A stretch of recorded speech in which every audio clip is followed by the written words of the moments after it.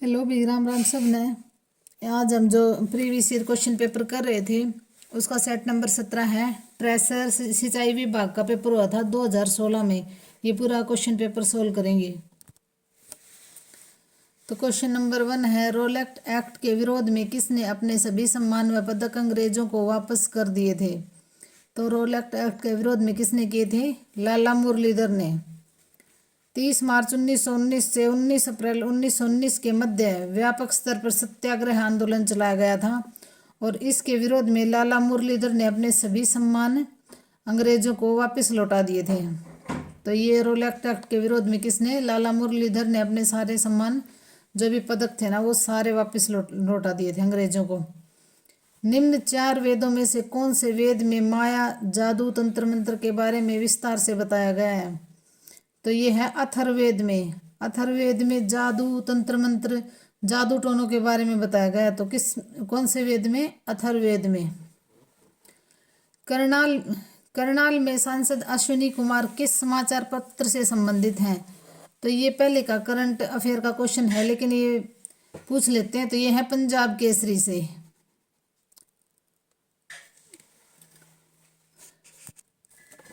पेहोवा तीर्थ स्थल किस जिले के अंतर्गत आता है? तो पेहोवा आता है कुरुक्षेत्र के अंतर्गत।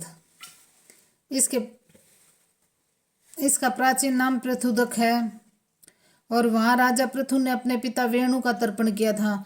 यहाँ आज भी पितरों का श्राद्ध व पिंडदान किया जाता है। कहाँ पे? पेहोवा में।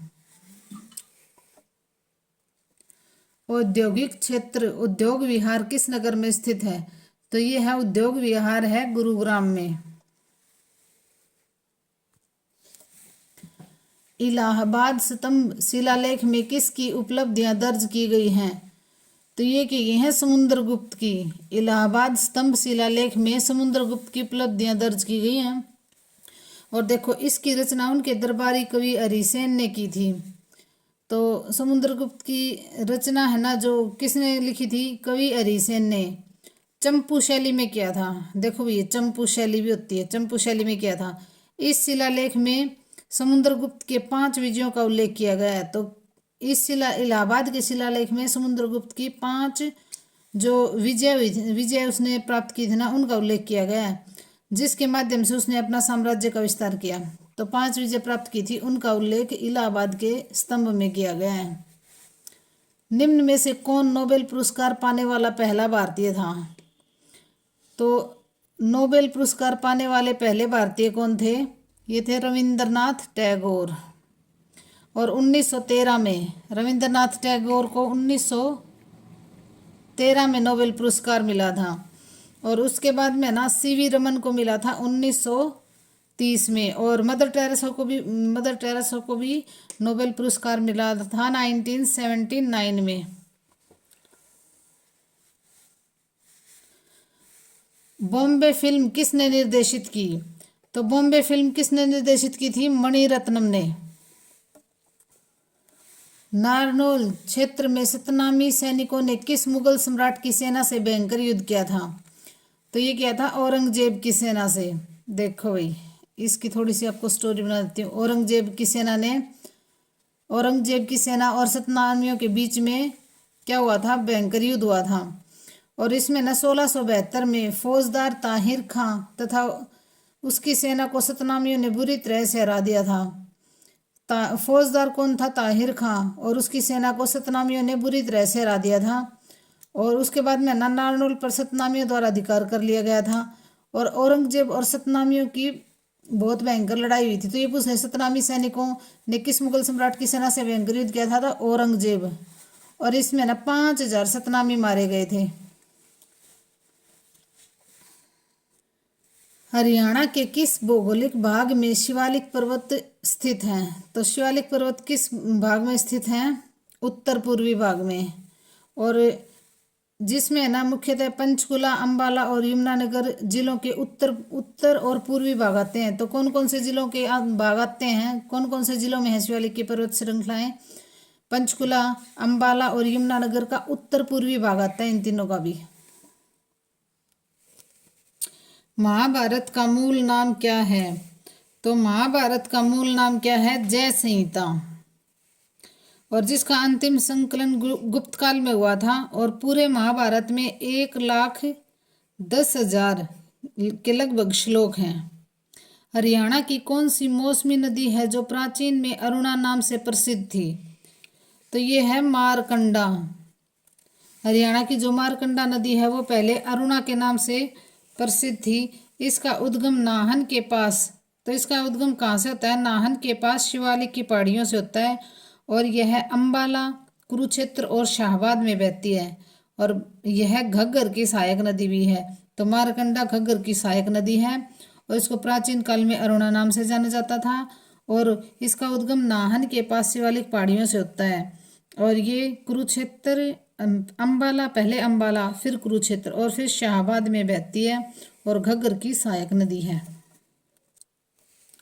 भारत के प्रसिद्ध संगीतकार उस्ताद बिस्मिल्लाह खां कौन सा संगीत वाद्य बजाते थे? तो ये बजाते थे शहनाई। एशिया का सबसे बड़ा थोक होलसेल कपड़ों का बाजार हरियाणा में कहाँ है? तो देखो भाई, ये बाजार कहाँ है? वैसे तो देखो, पानीपत थोक होलसेल कपड़ों का बाजार हरियाणा में कहाँ है? इसका आंसर तो दे रखा है भाई पानीपत। और वैसे देखो, रोहतक का शौरी मार्केट है ना, बहुत बड़ा कपड़े का बाजार है। तो इसमें ना, तो पानीपत में दरी, कंबल, गलीचे और सेना के लिए कंबल भी है ना, यहाँ से पानीपत से ही भेजे जाते हैं। तो इसका आएगा पानीपत। शंकर जादूगर की जन्मस्थली कहाँ है? तो ये है भाई ऐलनाबाद से। शंकर जादूगर सम्राट कहाँ से हैं? ऐलनाबाद। और ये ऐलनाबाद है ना, सिरसा का जिला है ना, सिरसा जिले के अंडर में है ये ऐलनाबाद। खरीफ की फसल प्रायः किस मास में बोई जाती है? तो खरीफ की फसल बोई जाती है सावन भादों में। मतलब ये अपने बाजरा है और गंवार बाजरा जो है ना, ये खरीफ की फसलें होती हैं, और नवंबर दिसंबर में काट ली जाती हैं। धान, गन्ना, तिलहन, जवार, बाजरा, मक्का आदि इसके। फाल्गुन मास में रोहतक में किस संत की स्मृति में विशाल मेला लगता है? तो ये लगता है बाबा मस्तनाथ की, और ये स्थल भोर में है, और फरवरी मार्च में लगता है ये मेला। एनडीए का मतलब है? तो एनडीए का मतलब है national democratic alliance. National democratic alliance. छठी पातशाही गुरुद्वारा किस नगर में स्थित है? तो छठी पातशाही गुरुद्वारा है कुरुक्षेत्र में। और सिख धर्म का महत्वपूर्ण धार्मिक पर्यटन स्थल है। ये सिख धर्म का महत्वपूर्ण पर्यटक स्थल है। किस ग्रंथ में हरियाणा को बहुधान्य कहा गया है? तो ये महाभारत में हरियाणा को बहुधान्य कहा गया है, और वहाँ कौरववंशी सम्राट कुरु के नाम से इस क्षेत्र को कुरु जनपद कहा जाने लगा। उत्तरी हरियाणा को कुरुक्षेत्र और दक्षिण को कुरु जंगल भी कहा जाता था। युद्ध काल में रोहतक उपक्षेत्र को बहुधान्य कहा जाता था। तो ये भी पूछ सकते हैं, युद्ध काल में रोहतक उपक्षेत्र को क्या कहा जाता था? बहुधान्यक। तो बहुधान्यक हरियाणा को बहुधान्यक कहा गया है महाभारत में। महात्मा गांधी की स्वच्छ भारत कल्पना को आगे बढ़ाते हुए उनकी जयंती 2/10/2014 पर प्रधानमंत्री नरेंद्र मोदी ने नई दिल्ली में, तो नई दिल्ली में क्या किया था? देखो भाई, स्वच्छ भारत मिशन, स्वच्छ भारत अभियान शुरू किया था। निम्नलिखित में से हरियाणा में किस जात के धर्म मानने वाले सबसे कम संख्या में हैं? तो देखो भाई, सबसे कम संख्या में है बौद्ध। देखो हिंदू कितने परसेंट हैं? हिंदू सबसे ज्यादा हैं हरियाणा में 87 हरियाणा में सबसे ज्यादा हैं हिंदू। उसके बाद में है मुस्लिम 7%, और फिर है सिख, और फिर है क्रिश्चियन, जैन, और सबसे कम है बौद्ध।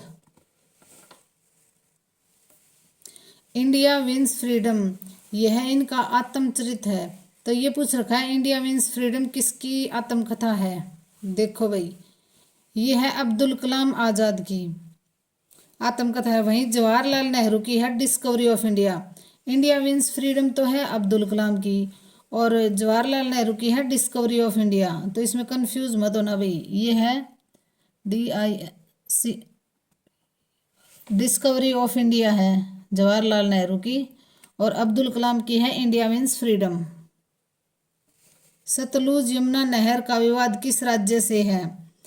तो ये है पंजाब और हरियाणा। जो है ना, सतलुज यमुना नहर का विवाद हरियाणा और पंजाब के बीच में है, और यह नहर 214 किलोमीटर लंबी नहर परियोजना है। तो सतलुज यमुना नहर का विवाद पंजाब और हरियाणा के बीच में है। ये जो पेपर है ना, ये बीच बीच में इस तरह से सेट कर रखा है। 2 क्वेश्चन हरियाणा जीके के दे देंगे, एक इंडिया जीके का दे दिया, एक रीजनिंग का दे दिया, और एक मैथ का। इस तरह से बच्चों को कंफ्यूज करने के लिए ना ये पेपर से इस तरह से सेट कर रखे हैं। तो ये मत सोचना कि भाई 36 के बाद में सीधा 40 आ गए, इस तरह से। तो बीच बीच में मैथ और रीजनिंग के क्वेश्चन आ रहे हैं। उदय भानुहंस की प्रिय विद्या कौन सी है? तो उदय भानुहंस की प्रिय विद्या कौन सी है? काव्य लेखन। ये पूछ रखा है वो क्या करते थे, तो काव्य लेखन थी उदय भानुवंश की। ईवीएम का मतलब है? तो ईवीएम का क्या मतलब है? Electronic voting machine.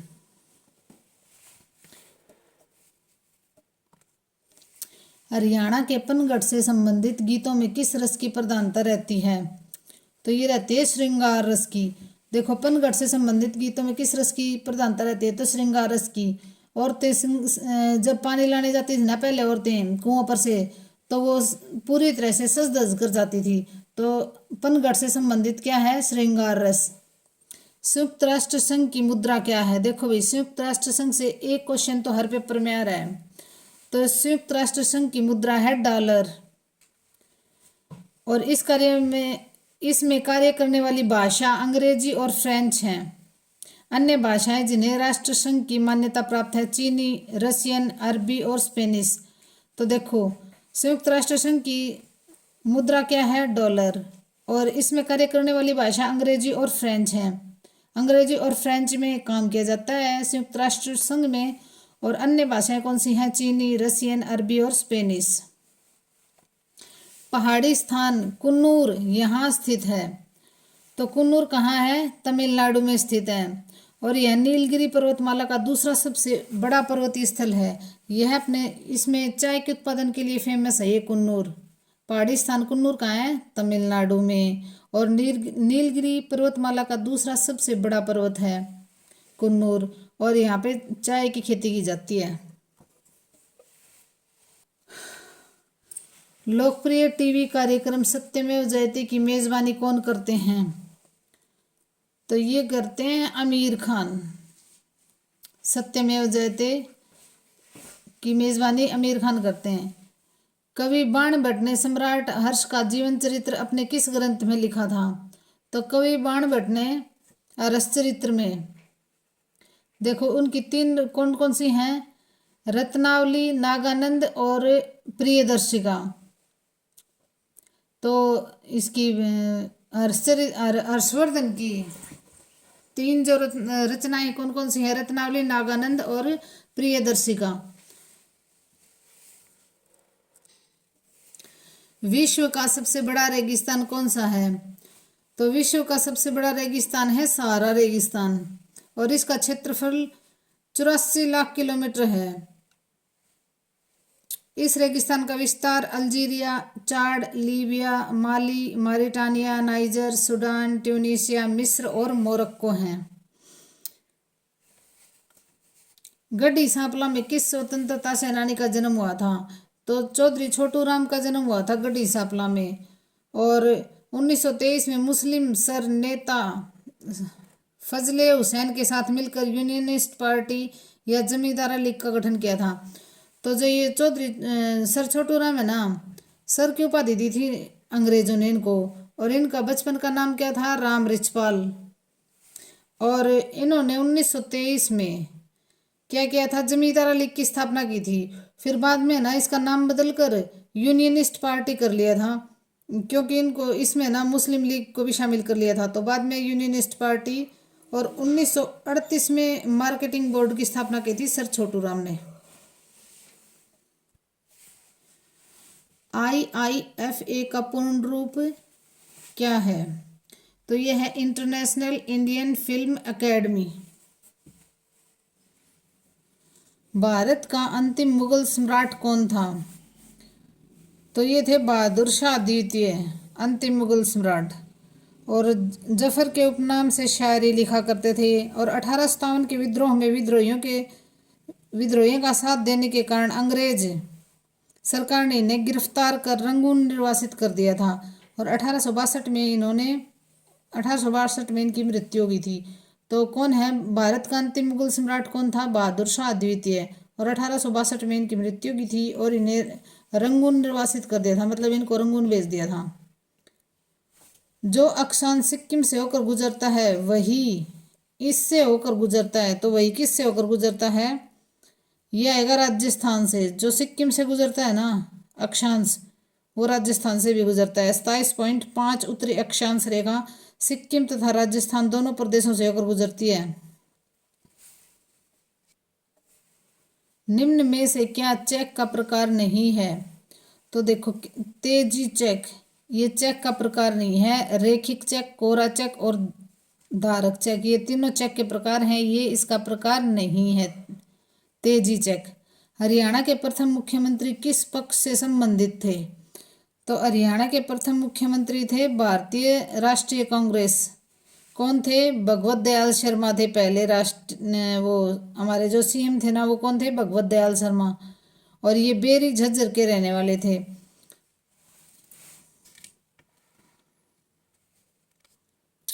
Sardar Vallabh भाई पटेल की तुलना इससे की जाती है, तो किससे की जाती है? बिस्मार्क से। सरदार वल्लभ भाई पटेल की तुलना बिस्मार्क से की जाती है। सरदार वल्लभ भाई पटेल को भारत का बिस्मार्क कहा जाता है। जिस प्रकार बिस्मार्क ने आधुनिक जर्मनी के, तो बिस्मार्क ना जर्मनी का एकीकरण किया था बिस्मार्क ने, उसी प्रकार सरदार पटेल ने क्या किया था? आज़ादी के पश्चात जो देशी रियासतें थी ना, जो भारत में मिलने के लिए तैयार नहीं थी, वो अपना शासन चला रही थी, तो देशी रियासतों का भारत में विलय किसने किया था? सरदार वल्लभ भाई पटेल ने। किसी को जबरदस्ती, किसी को वैसे मनाया, किसी को पुलिस के बल पर। तो सरदार वल्लभ भाई पटेल ने इन सारी रियासतों को भारत में मिलाया था। पानीपत के पहले युद्ध में किसने लोधी को पराजित किया था? तो इब्राहिम लोधी को किसने पराजित किया था? बाबर और इब्राहिम लोधी के बीच में पानीपत की पहली लड़ाई हुई थी 1526 में। और फरगना का शासक था ये जहीरुद्दीन मोहम्मद बाबर। और हिंदुस्तान का सुल्तान कौन था? इब्राहिम लोधी। इसमें लोधी की पराजय हुई थी। विषम को पहचानिए, तो ये उसका क्वेश्चन आ गया भाई। ये सारे ख्वाजा खिज्र का मकबरा जिसे इब्राहिम लोधी ने बनवाया किस नगर में स्थित है? तो ये है सोनीपत में।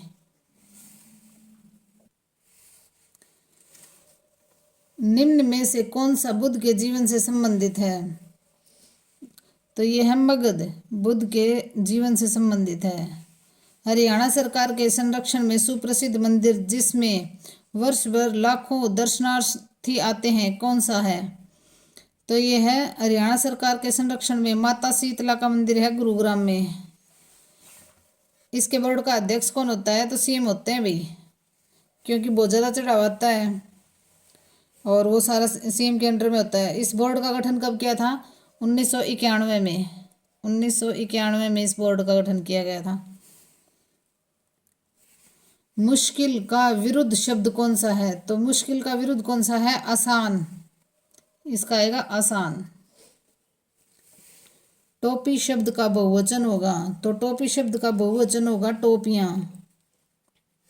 सज्जन इसका विरुद्धार्थक शब्द है, तो सज्जन है दुर्जन का। घोड़ा शब्द का स्त्रीलिंग रूप है घोड़ी। फल शब्द का अन्य वचन रूप है, तो ये है फल। इसका फल ही होगा भाई। खाना शब्द का प्रेरणार्थक रूप है, तो इसका होगा खिलाना।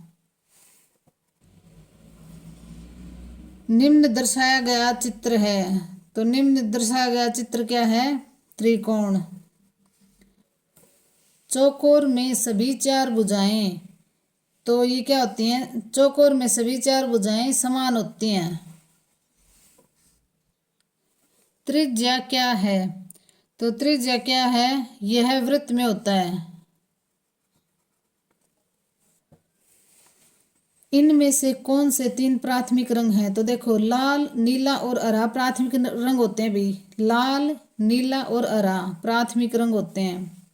वाटर कलर किसे कहते हैं? तो पारदर्शी रंग जो होते हैं उनको वाटर कलर कहते हैं। शब्द चियारोस्कुरो का मतलब है? तो इसका क्या मतलब है? पेंटिंग तथा ड्राइंग में रोशनी तथा शेड का प्रयोग।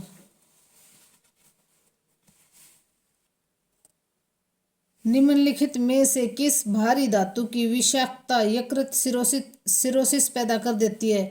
तो ये पूछा है कि कौन सी धातु है उससे विषाक्तता यकृत सिरोसिस पैदा कर देती है। तो कौन सी है? कॉपर धातु। भोपाल गैस कांड किसके रिसाव से संबंधित है? तो भोपाल गैस मिथाइल आइसोसाइनेट से संबंधित है। भोपाल गैस, ये क्वेश्चन आता ही रहता है भाई। तो भोपाल गैस कांड है ना मध्य प्रदेश के भोपाल शहर में कब हुआ था? 3 दिसंबर 1984 को। और कब हुआ था ये? 3 दिसंबर 1984 को हुआ था भाई। ये याद रख लेना, 3 दिसंबर 1984 को हुआ था। इस गैस कांड में मिथाइल आइसोसाइनेट नामक जहरीली गैस का रिसाव हुआ था और वहां स्थित यूनियन जो कार्बाइड कंपनी के कारखाने में हुआ था ये। तो कौन से कारखाने में? यूनियन कार्बाइड का कंपनी का जो कारखाना था ना उसमें ये कांड हुआ था, भोपाल गैस कांड। और मिथाइल आइसोसाइनेट, इसमें बहुत ज़्यादा लोग मारे गए थे। और अब भी है ना वहाँ पे जो बच्चे पैदा होते हैं ना उनमें बहुत सारी विकृतियाँ पैदा हो जाती हैं। उनमें साथ में कोई अंधा होगा, किसी को कुछ ना कुछ मतलब लगभग बीमारियाँ होती हैं। अब भी उस मतलब धरती में उसका असर है। तो भोपाल गैस कांड मिथाइल आइसोसाइनेट गैस का रिसाव हुआ था। धन्यवाद भाई। लाइक, शेयर और सब्सक्राइब करना। और इसमें कुछ है ना पोस्ट स्पेसिफिक क्वेश्चन थे बीच में, और जो जितने भी जीके और हरियाणा जीके के थे ना वो मैंने आपको करवा दिए हैं और हिंदी के भी करवा दिए हैं। तो इसकी पीडीएफ चाहिए तो टेलीग्राम चैनल को ज्वाइन कर लेना। धन्यवाद। और अगर इसके पूरे सॉल्यूशन की पीडीएफ चाहिए ना तो आपको जैसे मैथ और रीजनिंग के और इंग्लिश के क्वेश्चन भी मिल जाएंगे। तो कमेंट कर देना कि हमें इसकी पीडीएफ चाहिए है, तो टेलीग्राम चैनल पे आपको पीडीएफ मिल जाएगी। धन्यवाद।